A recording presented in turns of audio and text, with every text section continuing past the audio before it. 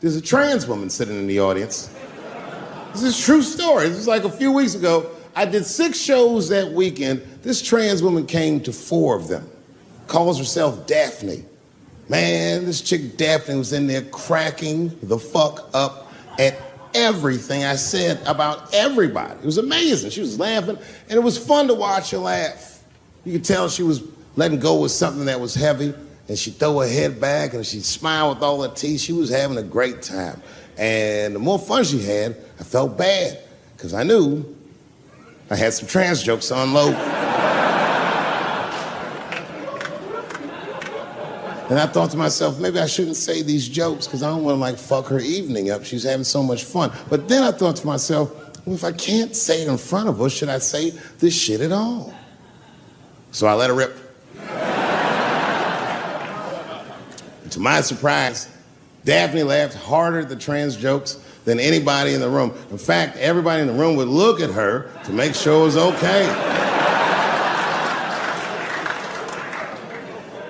And I got off stage, I was in the dressing room, I was like, man, this is a fucking weird show. I'm sitting in the dressing room by myself just trying to figure out, like, what the fuck just happened out there? Like, why is it that this one woman can't take any of these jokes and Daphne can take all of these jokes? So weird. And then I realized, Daphne used to be a man.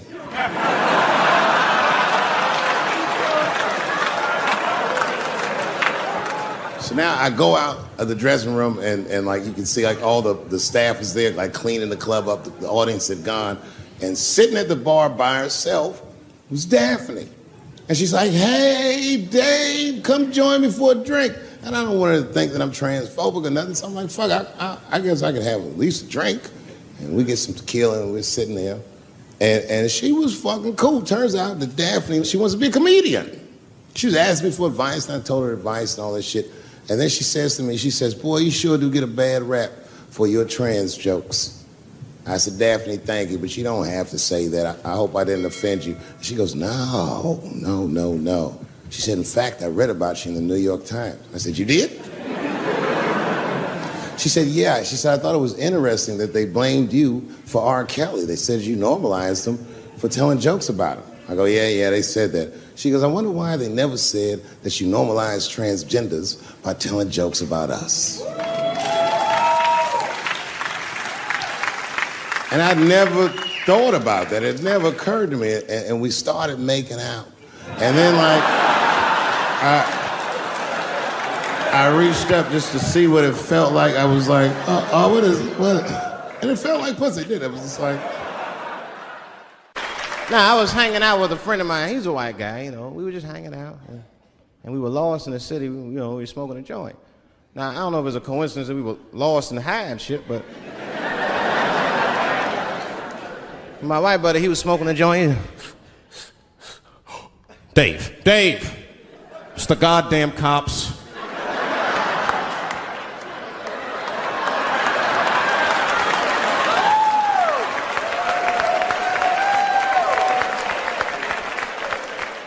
I'm gonna ask him for directions.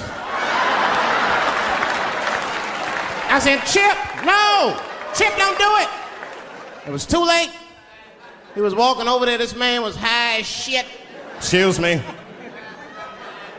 sir. Touching him and shit. Excuse me. Need some information. Start confessing things you shouldn't confess. I'm a little high. All I want to know, which way is 3rd Street? The cop was like, hey, take it easy. You're on 3rd Street. You better be careful. Go ahead, move it. Move it. And that's all that happened. That's the end of the story. Now, I know that's not amazing to some of you, but yeah, as one of these black fellas, that shit is fucking incredible, isn't it? I'm saying a black man would never dream of talking to the police high. That's a waste of weed.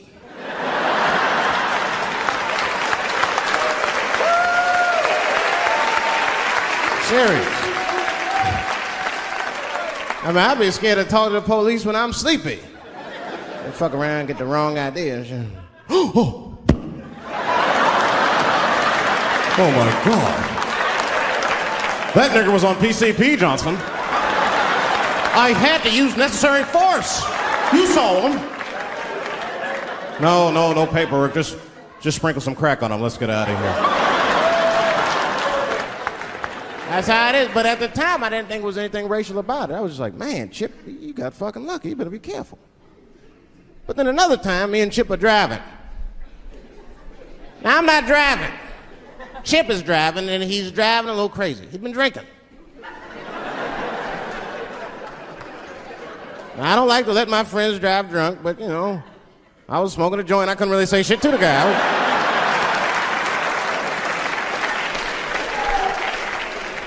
And we get at a red light. We stop at a red light, and a car pulls up next to us, and I'll never forget it. Chippy looks at me, he's all drunk, and she's like, Dave, I'm gonna race him.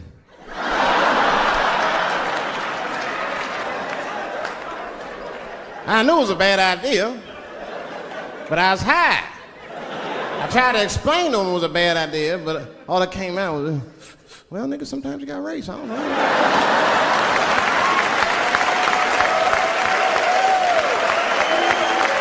Man, that light turned green and Chip took off, zigzagging and shit so no one could pass. The other car didn't even know he was racing.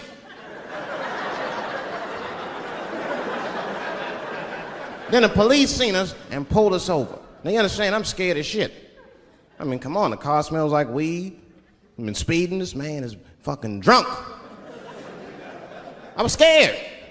Chip was not scared at all. It was weird, he didn't even turn his radio down. Isn't that weird a little bit? I mean, if you get pulled over, wouldn't you turn your radio down? Nobody want to get their ass beat to a soundtrack and shit. You know what I'm saying? Chip had the music blasting. We're not gonna take it.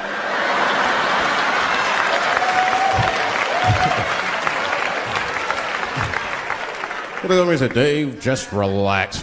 Close your butt cheeks. Just relax. Let me do the talking. You wanna know what he said? This is almost exactly what he said. I couldn't believe it. He says, oh. Sorry, officer, I didn't know I couldn't do that. I was fucking shocked. The cop said, well, now you know. Just get out of here. Just get the fuck out of here. Chip said, okay, I will, sir. Thank you. What? What's wrong with you, Dave? I didn't know I couldn't do that. He said, that was good, wasn't it? Because I did know I couldn't do that.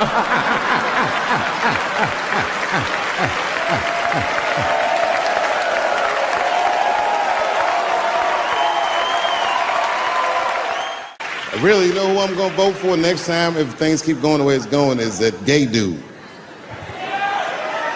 No, Mike Pence.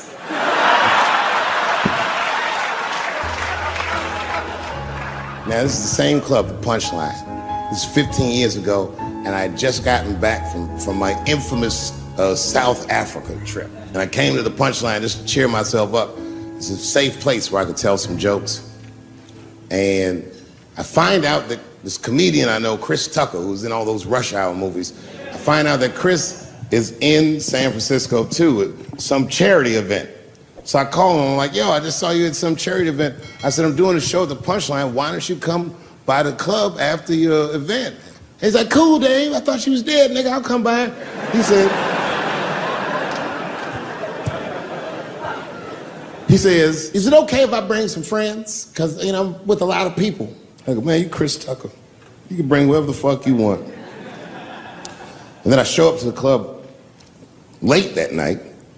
I walk into the dressing room, and sitting in the dressing room is Gavin Newsom, who at the time was the mayor of San Francisco, but now he's the governor of California. And sitting next to him was Kamala Harris, who at the time was the DA of San Francisco. Now she's the senator from California that's front-running on the Democratic ticket. And sitting next to her was Al Gore. fucking weird. And sitting next to Al Gore was the guys from Google, Sergey, and I don't know how to say these. All right. And it was Chris Tucker and Ben Jealous, who at the time was the president of the NAACP, who was all just at this big charity dinner, and Paul Mooney was drinking scotch. And we all was just in there. And, you know, at first I was a little uncomfortable when we started talking, and we all got along really well. At some point, Kamala Harris she says to me, she goes, you know, a friend of mine is announcing his candidacy for president tomorrow. I went to college with him. I'm like, what? I go, Barack Obama? She goes, you've heard of him? I'm like, yo, I just read about this dude. And she goes, yo, yeah, blah, blah, blah, we're talking. She goes, you know what? She says, let's call him on the phone. I said, what the fuck? And she picks the phone up and she dials and she's listening like this. And she goes, this is voicemail. And she gives me the phone, she goes, leave him a message.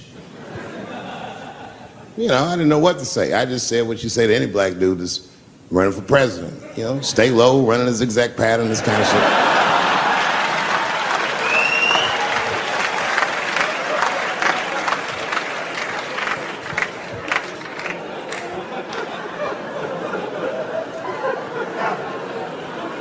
And then the last thing I say is, you know what? I said, sir, I really do believe you can do this. Like, man, I'm wishing you luck. Now, next day I wake up and go for coffee at a place called the Embarcadero. It's like an eatery by the sea in San Francisco. And I'm walking to the coffee shop and there's a police line and I can't cross the tape. But then I figure, fuck it, I'm Dave Chappelle. So I go into the thing like this. And the police yoke me. These motherfuckers like tackle me immediately. And I see over the police's shoulder Gavin Newsom. I couldn't remember his name, but I remember the night before I had kept teasing him and saying he looked like Christian Bale, the guy from the Batman movies. So I see him and I can't remember the name, so I'm just like, Batman, help!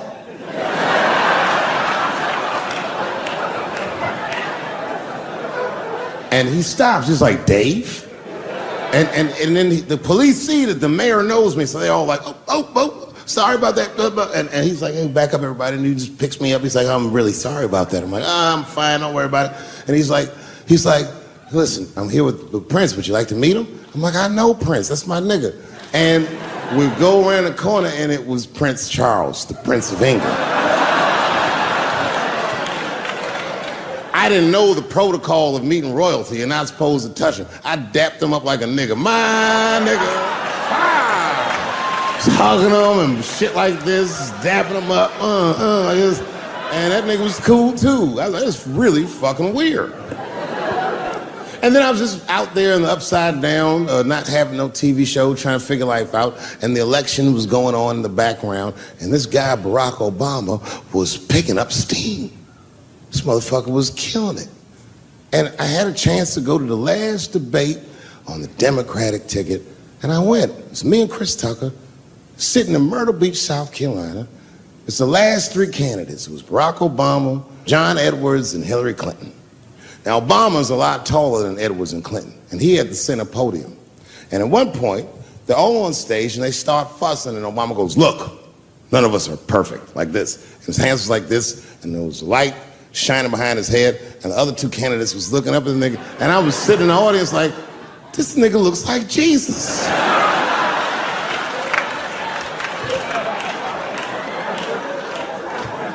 And I realized in that moment that I was looking at the next president of the United States. I was certain of it. I couldn't explain it, but I knew what I was seeing. And I got really excited. And I'm not that kind of guy. I said, I gotta meet this motherfucker. So I stayed. They were all on stage doing interviews, and I just waited. I was waiting and waiting, and then John Edwards was done with his interviews first, because everybody knew he wasn't going to win. And I see John Edwards, and I said, hey, Senator Edwards, I just want to say hi. And that motherfucker looked at me like, I'm like, fuck you, nigga, you going to lose anyway. And then he left, and then Hillary Clinton just walked by me in one of them Steve Harvey suits.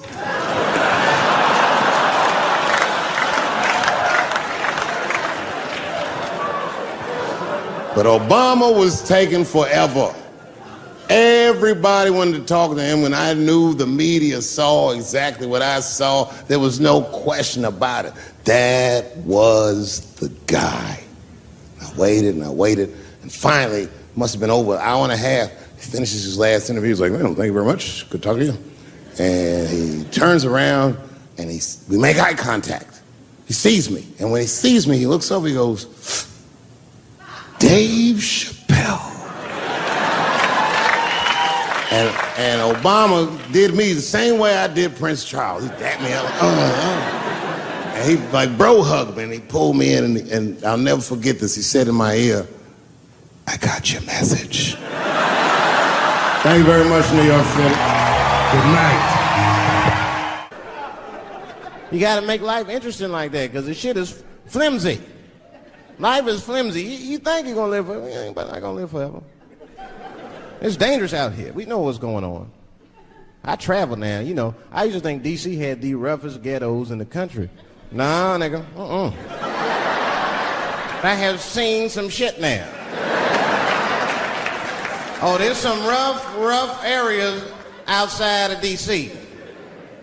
Yeah, everybody should go to the ghetto. I was taken to the ghetto one time. That's the worst. When you get taken and you're not expecting to go. You know, usually you want to know when you go in the ghetto, like, I'm going to see some wild shit. I got to prepare myself. I'm going to see something crazy. When you're taken, it's different. I had a limousine driver. It was after a show. It was late at night. It was like 3 in the morning. I had a limousine driver. He was a nice guy, talking to me and shit. "Oh, hey, where you from, dog?" "D.C. Word?" "That's a rough city, man." And his cell phone started ringing. "Hold on 1 second. Hello? Oh, what's up, nigga? What? What the fuck? Slow down. What the fuck? No! Fuck that, nigga. Fuck it. I'm on my way.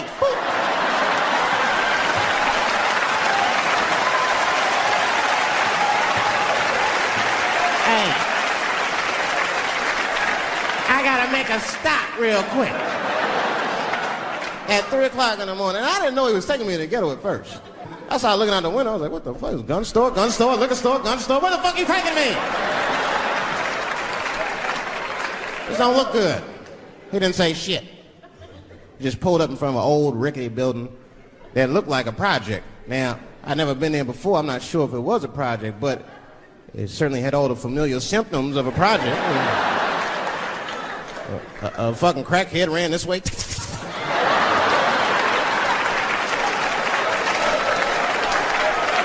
And then another one jumped out of a tree and shit. The driver said, "I'll be right back." And left me. Took the keys with him and just left me. At 3 o'clock in the morning, in front of a project, in a fucking limousine. This was not good. I was like, man, I gotta look around and see if I can see some landmarks and figure out where I'm at. Might have to escape on foot. Now, this is when I knew I was in a bad neighborhood. You only see this in the worst neighborhoods. Remember, it's 3 o'clock in the morning. It's 3 o'clock in the morning. I look out the window. It was a fucking baby standing on a corner. Look at this. And the baby didn't even look scared. He was just standing there.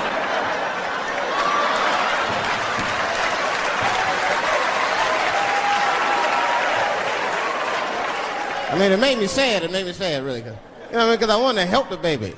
I was like, I don't trust you either. I'm sorry. Click. Click. The old baby on the corner trick, eh? I'm not going to fall for that shit. Where's this limousine driver? You know, I start feeling bad. As time goes by, I start feeling worse. Like, man, what is wrong with me? What the hell's wrong? I'm scared of a baby. I mean, this baby could be in trouble. He might need my help. I got to do something. But I wasn't going to get out the car. I'm serious, man. I just cracked the window a little bit. There's an old limousine. I can roll it down.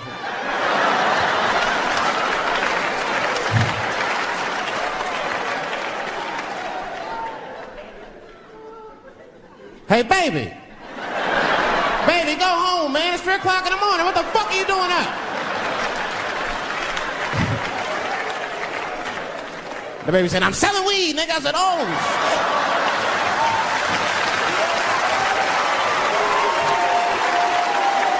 I wasn't expecting that. I'm sure I had to buy 2 bags from him to calm my nerves. Let me get 2 20. Got back in the car and rolled me a joint, man. So, that shit was scary, man. Every once in a while, like a crackhead would come up to the car and look in the window. It was like Jurassic Park and shit. He'd be looking on the car. Hey, get out of here, cracky. That baby was still standing there, man. Then I started feeling bad again. Yeah, weed make you feel guilty sometimes, you know.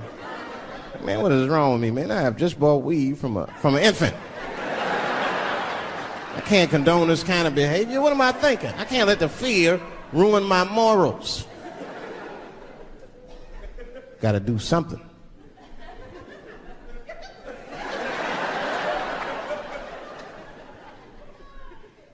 Hey, baby.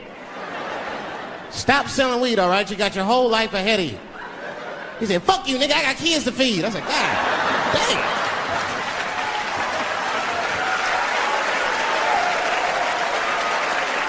Sad. And just at that very moment, one of the crackheads was running across the street and got hit by a car. I know it was a hit and run. The police did it. That's all right, they sprinkled some crack on him, he got back up. I knew one of these nights, it's like somebody gonna throw a banana at me one of these nights, niggas. Because that's how it starts, with the name calling. Like that Paula Deen. Remember Paula Deen got fired from the Food Network? If you know anything about show business, it is really hard to get fired from the fucking Food Network. And they dropped that bitch like a hot potato. All because she called somebody an N-word 30 years before she had a show. I don't know who she said it to, but whoever it was just looking at her like, I'm gonna get you for this bitch. That shit came back 30 years later like a Bill Cosby rape and sunk a battleship.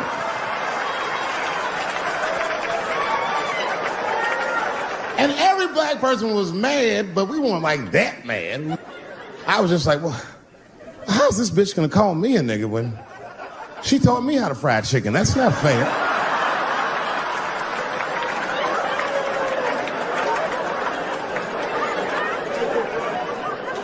I think Donald Sterling shit was more serious. Remember Donald Sterling? He used to own the Clippers, and then he got caught on a secretly recorded tape saying some very unsavory things about African Americans. And there's a lesson in that for all of us. The lesson is, if you are old and white and racist in this great country, whatever you do, don't tell your black girlfriend about that shit, because that's who made the tape. She recorded all that shit, and the tape was terrible. He was like, stop bringing these black guys to my games. First, we're all confused, like, well, how the fuck are you gonna have a game without us? But it turned out that the black guy he was speaking of was none other than Magic Johnson, the billionaire. Unbelievable. Never even mentioned the fact that he had AIDS, which is... This guy must be really racist if AIDS is the footnote. Well, you gotta be careful, baby. He got the old Ebola.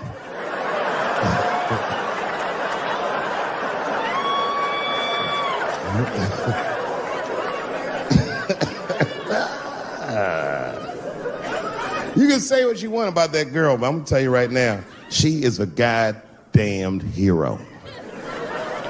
Because you might have thought these things were happening before, but now you can see it all in front of you without a shadow of a doubt. That shit actually went down. She sucked that old guy's dick. She really took one for the team on that one. It's really gross. This dick is like 80 years old. It's like tasting history. Like 5 wars on it, civil rights movement, Great Depression. This guy's been fucking from 40 years before Bill Cosby's first rape. This is a very old man. A very old penis.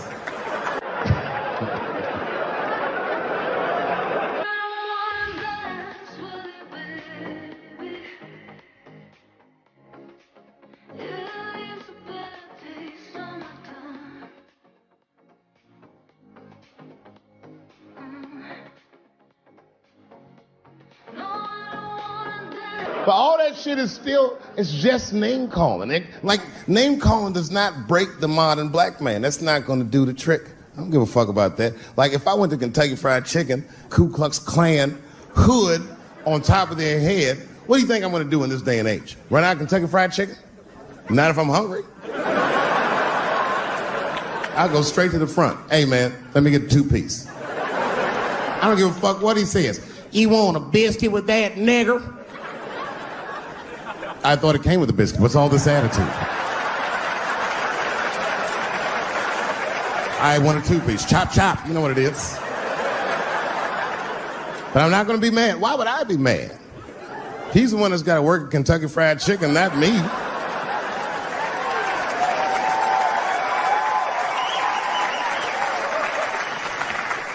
Well, how about this? What if I lived in Austin and I had a white girlfriend? It's possible in Austin. As a matter of fact, some people say it's necessary, but that's not the point.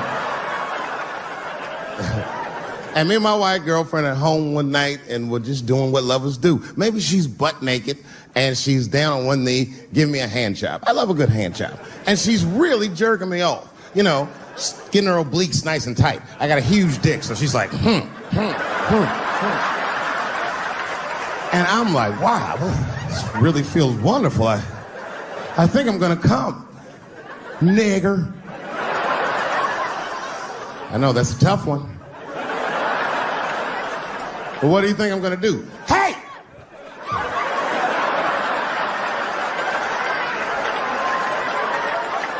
That's no time for integrity, ladies and gentlemen. I'm busting that nut in her face. I'll sort through the ethics later. But I'm what they call a man of his word. If I say I'm coming, oh, I'm coming. I don't give a fuck what happens. God forbid somebody could shoot me. If I say I'm coming, it's still like, oh.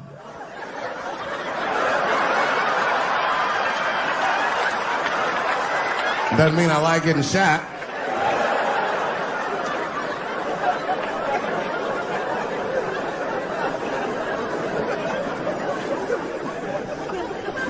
Boy. Yeah, tough time for the blacks. I'm not gonna say nothing about the police. I'll leave that for Chris Rock. Celebrity hunting season. Doesn't matter what I say, they're gonna get everybody eventually. Like, look, I don't think I did anything wrong, but we'll see.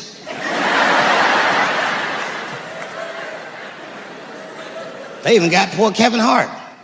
Can you imagine such a thing? Kevin Hart, let me tell you something. It was Kevin Hart's dream to host the Oscars. That's what he told me. And I remember when he told me, because I was thinking to myself, well, that's an awfully strange dream for an African American. Kind of nigga dreams of hosting the Oscars. Kevin did, that's who. And he did it. Against all the odds, Kevin became the most famous comedian this world has ever seen, and he got the job that only one black man before him had. He was going to host the 80th Oscars. And I don't know what you know about Kevin, but I know Kevin Hart is damn near perfect. As close to perfect as anybody I've ever seen. In fact, Kevin is precisely 4 tweets shy of being perfect. 10 years ago, Kevin had made some very homophobic comments. And I'm not gonna repeat what he said, because this is Atlanta.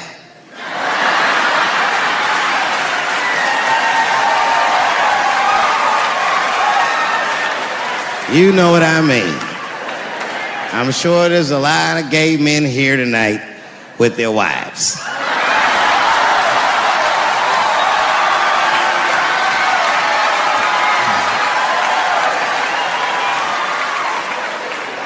Far be it from me to offend anybody. All right, I'll tell you what he said. But just remember, these were not my words. These were Kevin's words.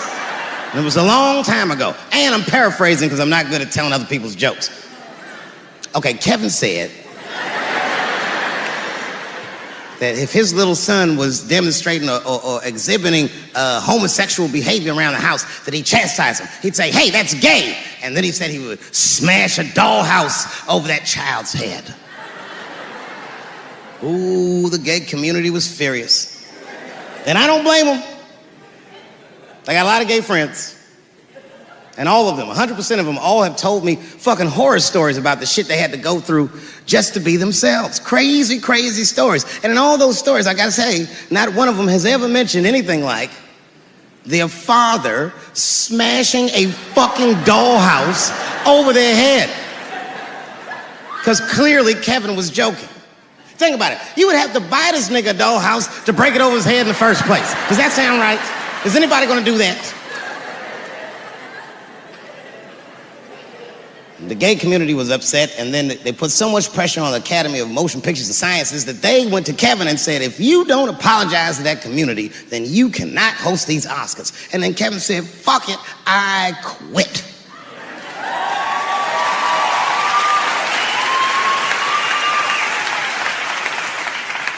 And then he went on every talk show in America and apologized for 6 weeks.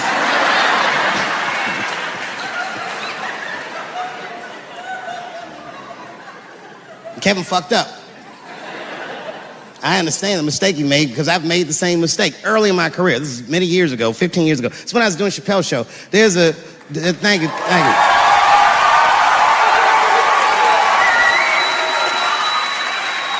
On network television, they have a department that's called Standards and Practices. This is the department that tells you what you can and cannot say on television. And if you're doing your job well, you should never hear from them. But if you're making a Chappelle show, you'll hear from these motherfuckers all the time. And remember, this is 15 years ago. I made a mistake. I didn't even know I had done anything wrong. I had written a sketch that had the word faggot in it.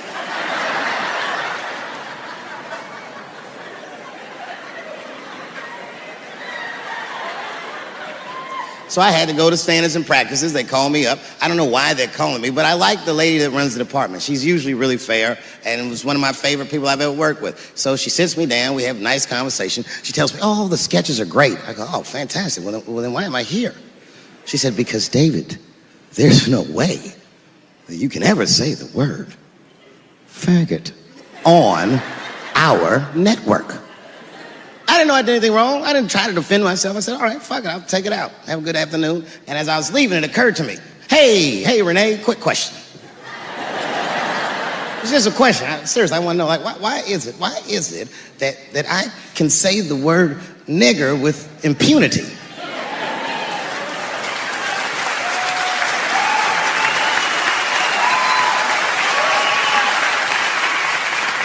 But I can't say the word faggot. And she said, because, David, you are not gay. I said, well, Renee, I'm not a nigger either.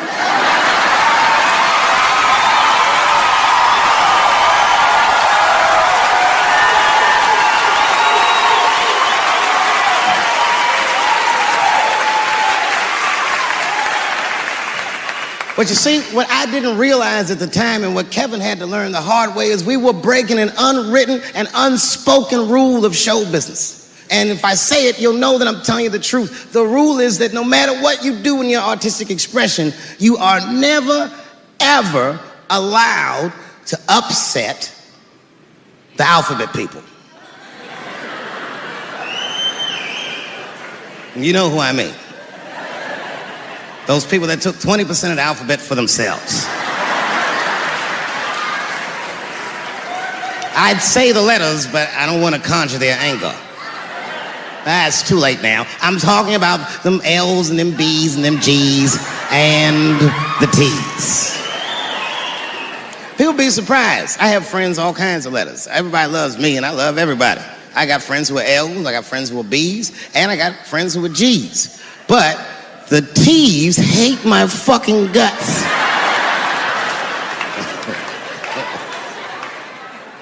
I don't blame them. It's not their fault, it's mine. I can't stop telling jokes about these niggas. I don't want to write these jokes, but I just can't stop.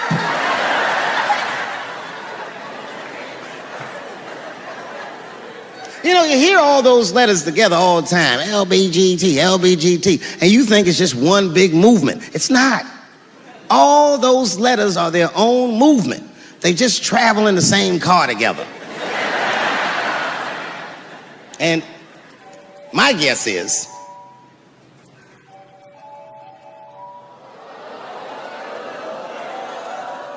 what is this, high school? This nigga probably got a babysitter or something. Go on and answer your phone, nigga. Just get that shit out of here. I'm in the middle of something important. Wouldn't it be funny if we made fun of him? He's like, and he went outside like, hello? Mama's dead. Oh no! Mama's dead.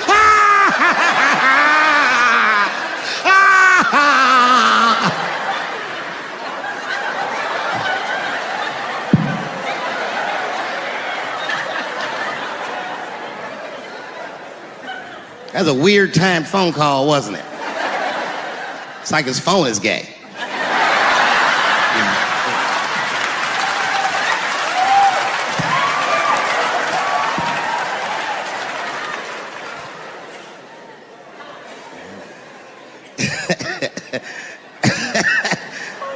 Like I was saying,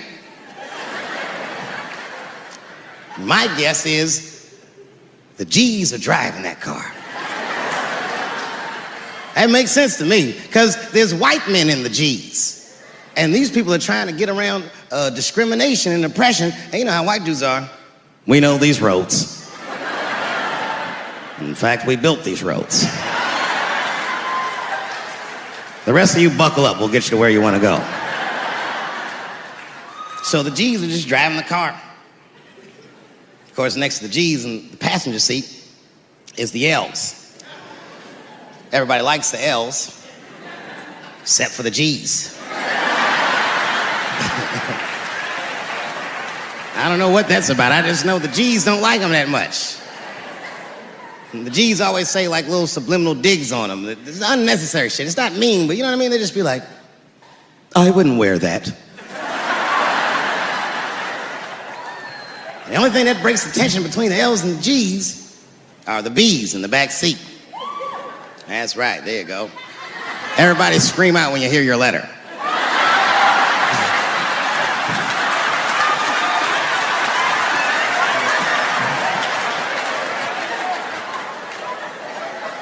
If it's one thing that the L's and the G's agree on, is that the B's are fucking gross.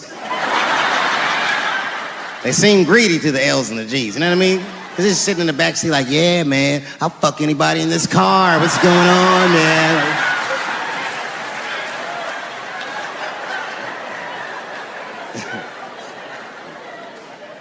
And sitting next to the B's, all the way in the back seat by themselves, looking out the window. That's the T's. Everybody in the car respects the T's, but everyone also resents the T's. It's not the T's' fault, but everyone in the car just feels like the T's are making the trip take longer.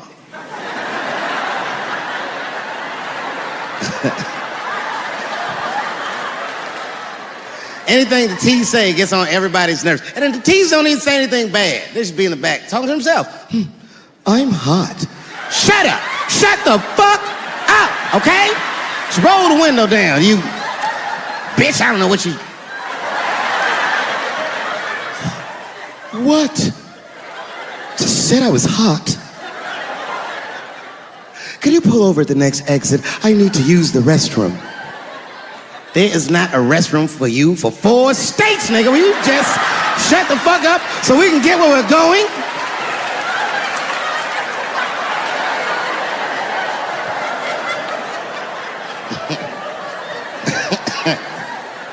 And just when that car can't get any more tense, the Q's are a hitchhiker that they pick up on the road.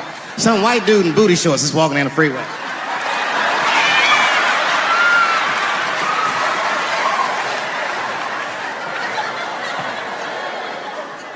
The G's see him. That guy might be one of us. Hey, are you okay? You need some help? And he come over there with them booty shorts leaning on the window. Hey, what's going on, fellas? Lady? Whatever pronoun makes you feel comfortable in the back.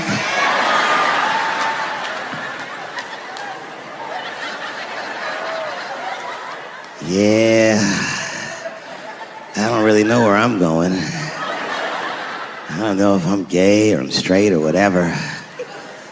All I know for sure is that I really want to get in this car.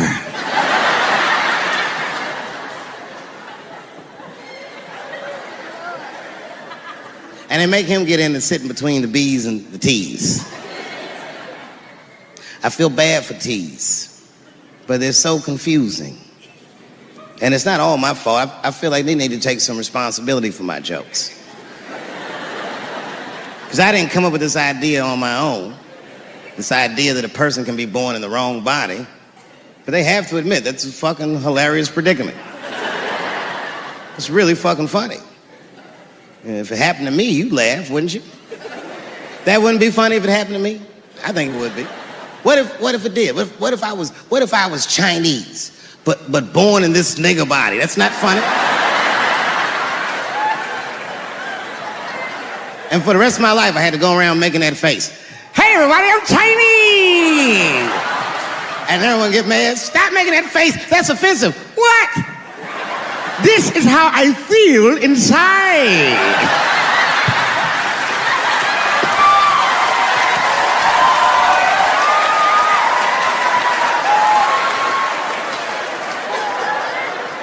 Grow up, that doesn't make me gay. I just titty fucked her. His titties are as real as any titties in LA. It's 2 o'clock in the morning, I was just borrowing a little friction from a stranger. Oops.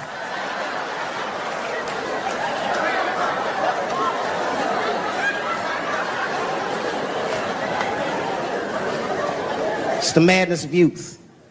It's the types of mistakes that a man makes when he's young. I wouldn't even know that it's necessarily a mistake. It was a wild night out. But I don't do it like that anymore. I'm old. I'm 44 now. Dang.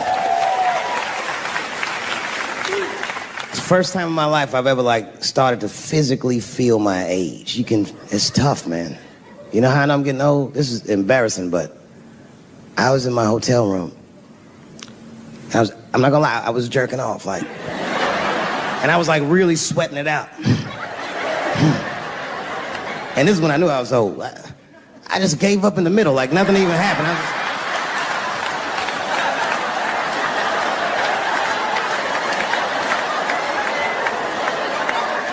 I don't like looking at my dick anymore. My dick looks distinguished. It's old, an old looking dick. It's got salt and pepper hair all around it.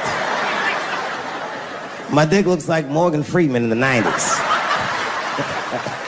Without the dots. My dick narrates.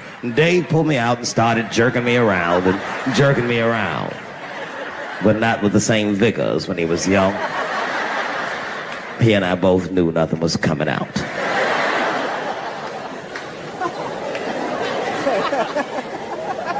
I see my age in my children. I came home from the road. This is not long ago. I've been gone for, if you can picture, I was gone for weeks and weeks. And when I came back, nobody was home. Now, one person in my family thought that maybe I'd like to see them when I got back. They knew when I was coming back, but they just weren't home. And that shit was a wake-up call. You know, when my kids were little, and the tour bus would pull up to the house, these motherfuckers would spill out. Dad is home, hooray! And they'd hug me and kiss me, and then as the years went on, they'd get less interested. Hey everybody, look, it's Mr. Promises back from the road.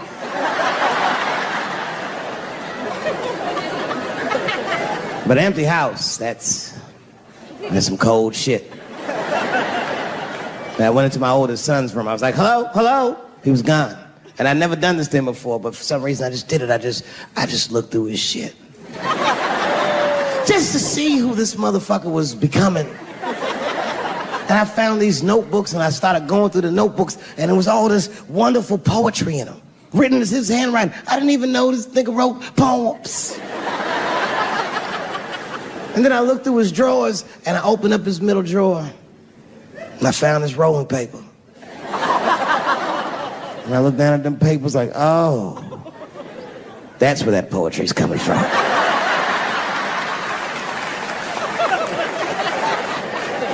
And that shit broke my heart.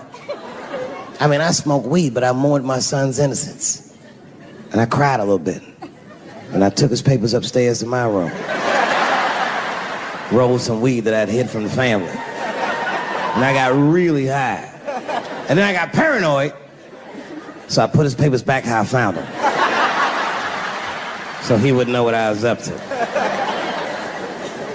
This nigga won't even know that that happened until he sees the special. Yeah, nigga, I found your papers. He's a cold motherfucker. Let me tell you, this kid is only 16 years old. Listen to what he did to me. This motherfucker calls me up in the middle of the night. It was 1 o'clock in the morning. He goes, Dad, don't be mad. I knew something was terribly wrong. I said, what's going on? He said, listen, I'm fine. And don't forget, you told me to do this.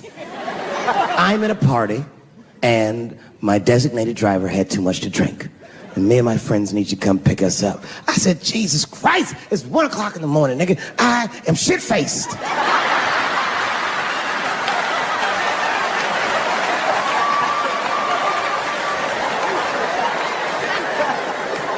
But I figured, fuck, it's better me than some kid. I might as well roll the dice and go pick my nigga up. I said, all right, I'm coming to get you. Just give me the address and I'll be right there. And then he gave me the address and I was shocked. I said, son, you are not gonna believe this, but I'm at the same party, nigga.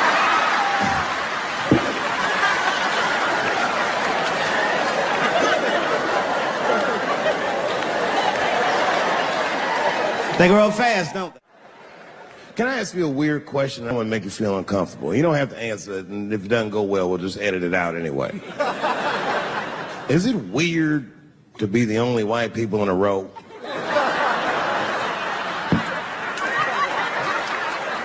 Is it weird? I mean, you can be honest. Does it feel strange? Are you worried at all?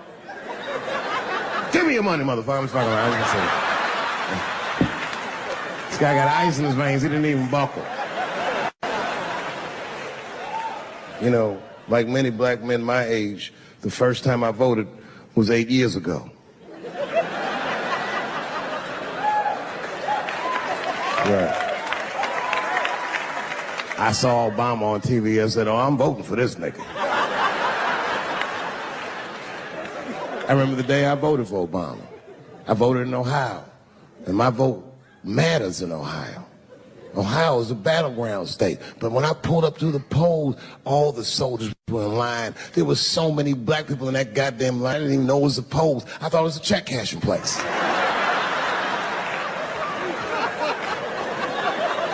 And we were hugging each other, and old people were singing hymns and spirituals. They verdict times 10 or some shit. I've never seen black people that happy.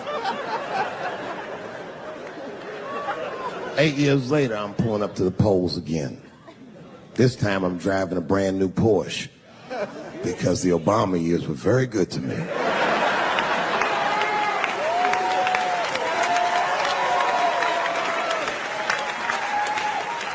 I was early voting, and when I parked my car, I figured out something that it would take the rest of the country another week to figure out. I understood that Donald Trump was going to be our next president because in Ohio, unlike D.C., you could see the results in the parking lot. Saw these goddamn pickup trucks and tractors and shit.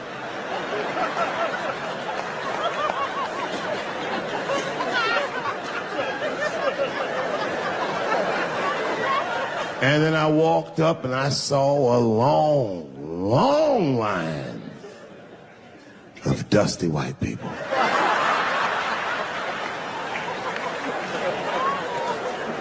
Yes, ladies and gentlemen, these were the poor whites. And I must tell you, I've never had a problem with white people ever in my life.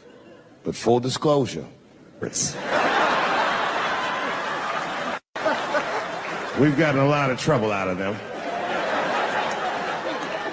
And I've never seen so many of them up close. I looked them right in their coal-smeared faces. And to my surprise, you know what I didn't see?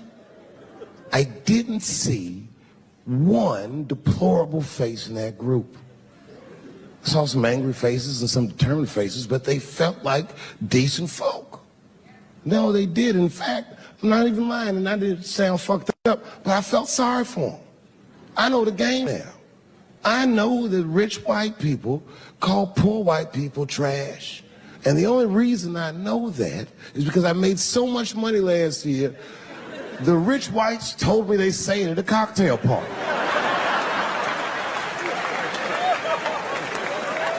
And I'm not with that shit.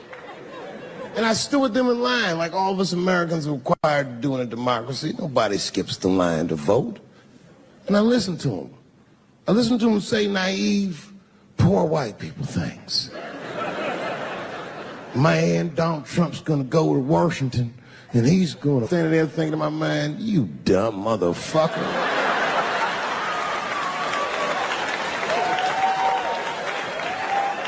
You are poor.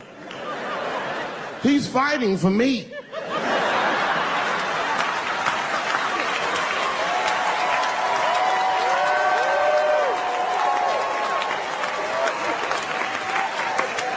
I said, I need a gun immediately. The guy didn't answer, no questions. He just grabbed a 12-gauge shotgun, handed it to me. I'd never even held a gun before. I'm not a dummy. I'm like, well, I need some bullets too. And the guy reached under the counter, put 2 box shells on the counter. He said, all right, buddy, which box do you want? I didn't know. One box had a picture of some ducks on it. The other box had a picture of some deer. I said, well, what's that box with them ducks? He said, oh, that there's birdshot. And then he goes just like this, I'm not exaggerating, he goes, that won't kill a man. He said, it'll just pepper him up nicely. I said, what the fuck? Pepper? I said, well, what's that box with the deer on it? He goes, oh, that there's buckshot. That'll put a hole in the goddamn truck if you wanted to. So which box do you want? And he picked the one with the deer up and shook it. I thought he was trying to trick me. I was like, do you have a box with a picture of a white dude trespassing on it? Because it's exactly the strength I'm looking for. The fuck am I getting my kids vaccinated for an old-ass disease like measles? This is ridiculous. You might as well give them a diarrhea shot if you're so worried. Diarrhea has a bigger body count than the measles do. You know, diarrhea is funny today, but 100 years ago, if your ass had diarrhea, you were a goner. There was like a 0 chance of survival. You get that first squirt, uh-oh. Better start getting my affairs in order. But I don't have much time. It's diarrhea. It's very serious. You just watch your buddy slowly die in a pool of his own shit. I give up diarrhea. Too strong. Nowadays, your buddy just be like, oh, we got diarrhea. Just eat a banana, nigga. Drink some water. Let's get to the club. Still make last call. Because if these women were serious, you know what they would have done? They all would have fired their agents. And they would have went to the mailroom of one of these big agencies and found a woman that was busting her hump in there and said, if you want to talk to us, then you have to talk to her. And if they did that, then she would be big and they would be big and nobody would get fed to Harvey Weinstein. But did they do that? No. Was that their idea? No. Surprisingly, it was mine. And what I think the feminist movement needs to be very successful is a male leader.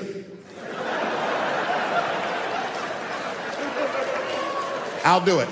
I will. I will lead you women to the promised land. I will make sure you get equal pay for equal work.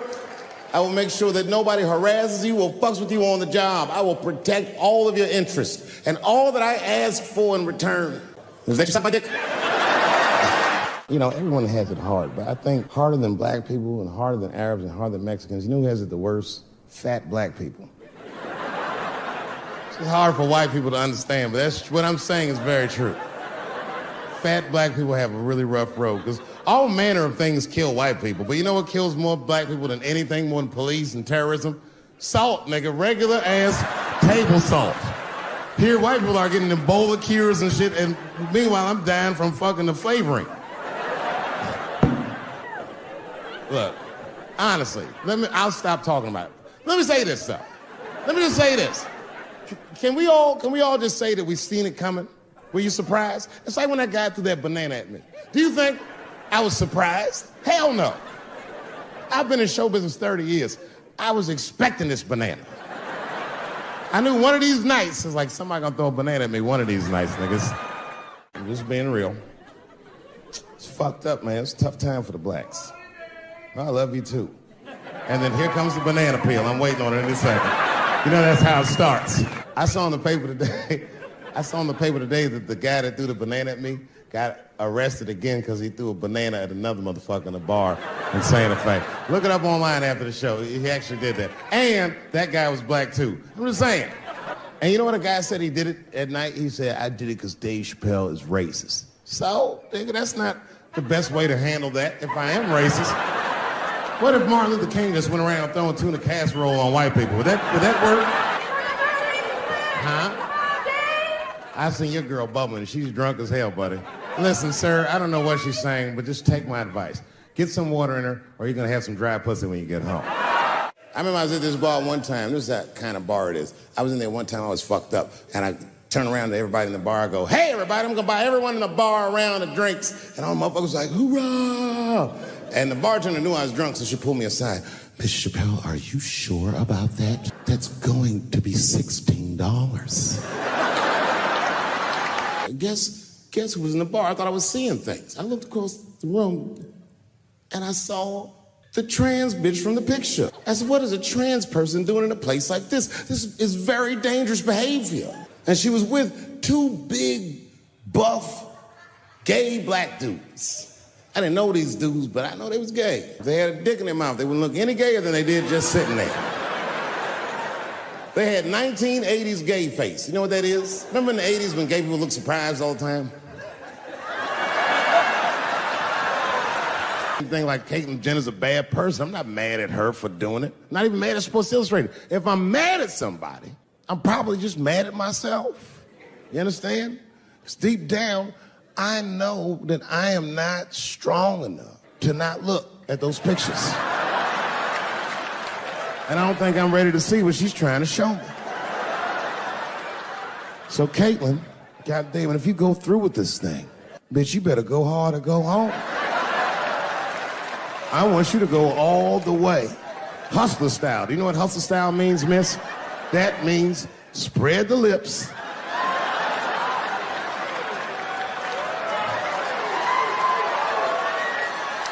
I hope she spreads her lips and there's an itty bitty dick inside. Ah!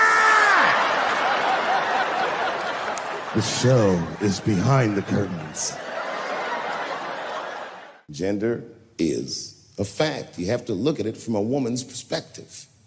Look at it like this. Caitlyn Jenner, whom I've met, wonderful person, Caitlyn Jenner was voted Woman of the Year. Her first year as a woman. Ain't that something? Beat every bitch in Detroit, she's better than all of you. Never even had a period. Ain't that something? Oh, I'd be mad as shit if I was a woman. I'd be mad if I was me. If I was in a BET Awards sitting there and they're like, and the winner for Nigger of the Year, Eminem, my man. You can see it. You ever have this happen? This is how confusing it is. This is the practical application of what I'm talking about. Like a guy be out, this happens to a lot of guys, you be out at a club, bar, right? You're just kicking with your boys, and a girl walks by, and man, she looks good. She looks good. Not good in that classical way. I mean, you know, I'm talking good, like she got half her ass hanging out her skirt. Her titties are all mashed together, popping out the top of her turtleneck and shit.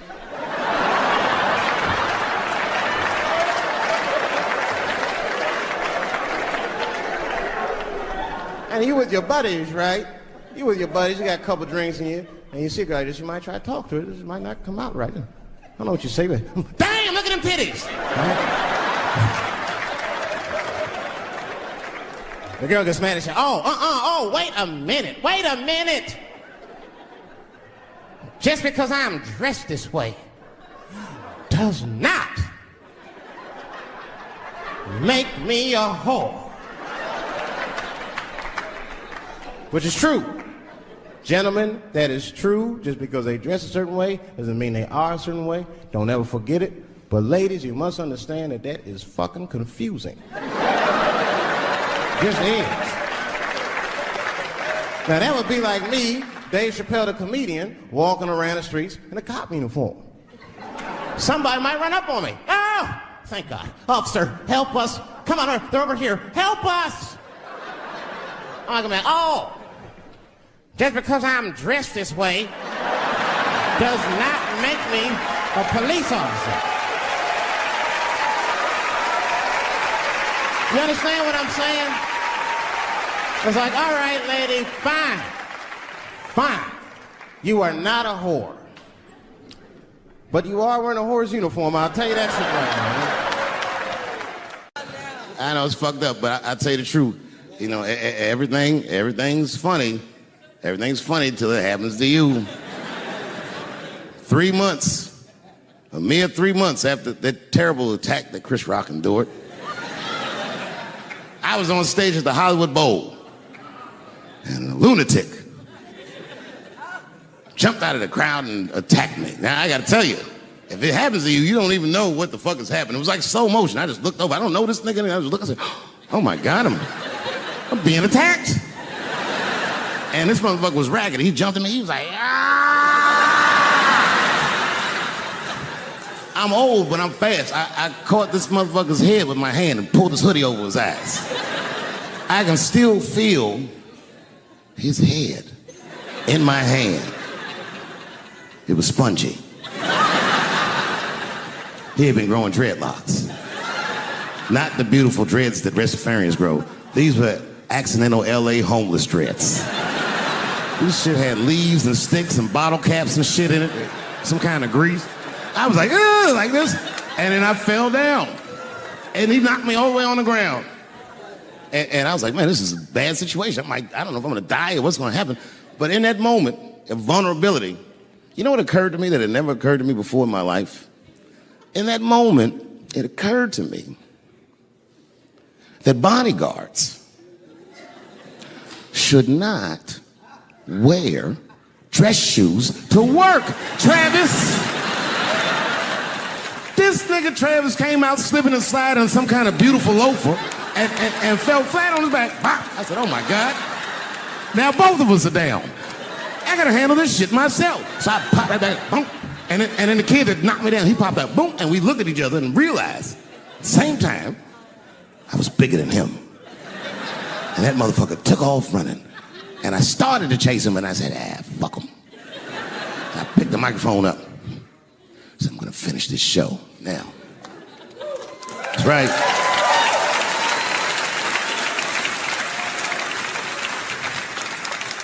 For 3 months before that, I'd been making fun of Chris Rock. And people would ask me all the time. They'd say, Dave, what would you do if you were Chris Rock and Will Smith slapped you in the face? And to this day, the answer is the same. Well, I don't know what I would have done. I've never been in a situation that extreme. But I do know now what Will Smith would not have done. And that is enjoy the rest of his evening. Man, listen. We gave that kid a good while. We was whooping his ass. Not we, I mean, I was on stage trying to think of a joke to tell, but they was beating this nigga up right behind me. Everybody could see it. Everybody could see it. And I'm sitting up there trying to think of what to say. And I'm tongue-tied. Me, of all people, can't think of anything to say. Look at my karma. Just that moment. Of all the people in the world, Chris Rock walks from backstage, walks up to me in front of 20,000 people, grabs the mic out of my hands and looks at the crowd and goes, was that Will Smith?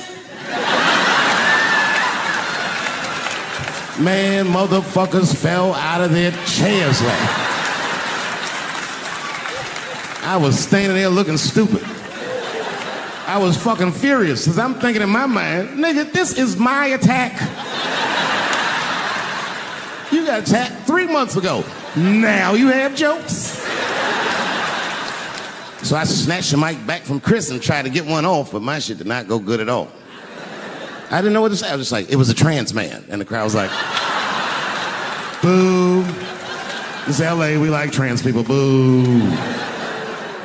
I know, I felt so bad. I felt so bad. But I know why he did it. You'd have to be there to understand, but man, when that guy tackled me, it was like it's like a movie or something. You gotta picture this. Picture a famous person you like. Every famous person you could imagine was at that show. It was like the biggest night that Hollywood had ever seen. And when that guy tackled me, he cleared the bleachers. I had to watch the tape afterwards to know this happened, but as soon as he tackled me, Jamie Foxx was the first motherfucker that jumped out of the crowd. He was wearing a white cowboy hat like he knew this shit was gonna happen to him. Never seen this nigga in a cowboy hat before. And Jamie started chasing that motherfucker around like any given Sunday. And that kid was fast as shit, was juking and shaking, and he broke Jamie's ankles, and he just kept running. And then Jon Stewart from The Daily Show ran from backstage and jumped at this motherfucker like Super Jew. He was like, ah! And the kid seen John coming, so he jumped back, and John went flying that way. And this kid was fast, and then he turned around. He sees the emergency exit. He starts running for the emergency exit. Just before he got to the door, motherfucking Puff Daddy from Bad Boy Records jumped in front of the door. That nigga was like,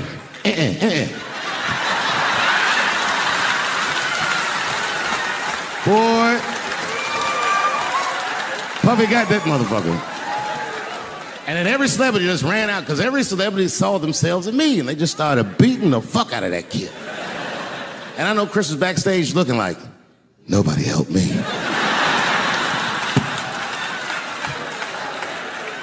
Everybody hates Chris.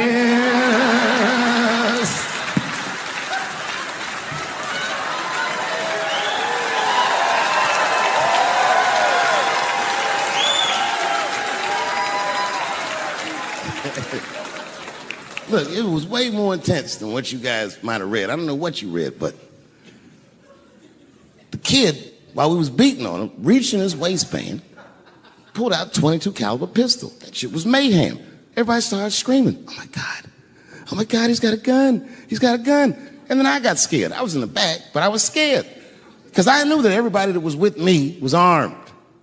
Yes, if they had shot and killed this kid on stage at the Hollywood Bowl, like I pay you to do, Travis,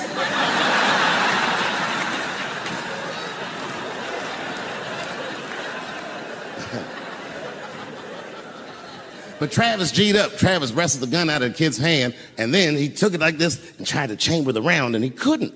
So he pulled the trigger, and it wasn't a gun. A knife blade popped out of the front.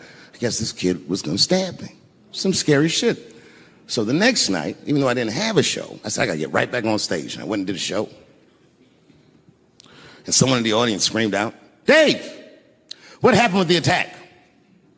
And I didn't know there was a journalist in the room. All I said was that this nigga had a knife that identified as a gun. I got 6 more weeks of bad press for that joke. I didn't even do nothing to this nigga. That was not right. That was not right. And then the New York Post went to the jail and interviewed my attacker like he was some kind of hero. And I read that interview. It turns out the entire attack was my fault. Yes, I triggered him. I didn't mean to. I had done jokes about the homeless. It turns out this young man was homeless. And I mean, there's no way I could have known this. But I will say, for a homeless guy, this nigga had incredible seats.